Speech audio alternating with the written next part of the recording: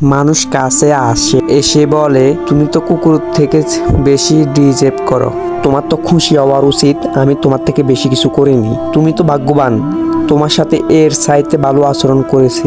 আপনি যদি এই ধরনের কথা শুনতে থাকেন তখন কি হবে? আপনি এগুলো দ্বারা প্রভাবিত হতে থাকবেন। কারণ মানুষ যদি প্রথমে কিছু প্রত্যাখ্যান করেও, যদিও এগুলো অনেক সময় ধরে শুনতে থাকে, আপনি এর দ্বারা প্রভাবিত হবেনই। আপনি আপনার ভিতরে দেখতে শুরু করেন, আপনি আপনার জন্য অথবা অন্যদের জন্য বিভ্রান্ত সৃষ্টি করুন। তারপর আপনি কেবল আপনার ভিতরে এই প্রতিশোধ অপেক্ষা করবেন। আপনি আপনার নিজের মতামত থেকেও অন্যের মতামতকে গুরুত্ব দিতে শুরু করবেন। আমার কথা তেমন ভালো না, সবার কথা ভালো, নিজেকে বোঝা মনে হবে, কারণ আপনি কাউকে কিছু দিতে পারছেন না। আপনি যখন এটা ভাবতে শুরু করবেন, এটা তখনই মহান বিজয়।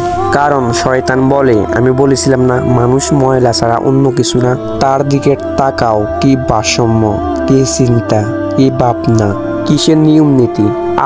আমি আসার আগে আল্লাহ কি করেছিলেন?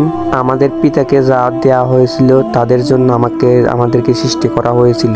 তারপরে আল্লাহ সৃষ্টির পরে আমাদেরকে সম্মান দিয়েছিলেন। আর আল্লাহ সৃষ্টি আমাদেরকে একটা মিরাকল হিসেবে দেখে। আমরা সবাই আল্লাহ সৃষ্টি অথবা আল্লাহর অলৌকিক সৃষ্টি হিসেবে দেখে। আল্লাহর কর্মকর্ত বিষয় সৃষ্টি কর্মকর্ত সেজদায় পড়ে। এখন বেহেশতের ফেরেশতারা আদমের উপর ইনভেস্ট, এবং কি আদমের উপর তারা মুগ্ধ। কিন্তু আপনি আপনাকে নিয়ে কিন্তু মুগ্ধ নয়। আপনি ভাবেন আপনি মূল্যহীন।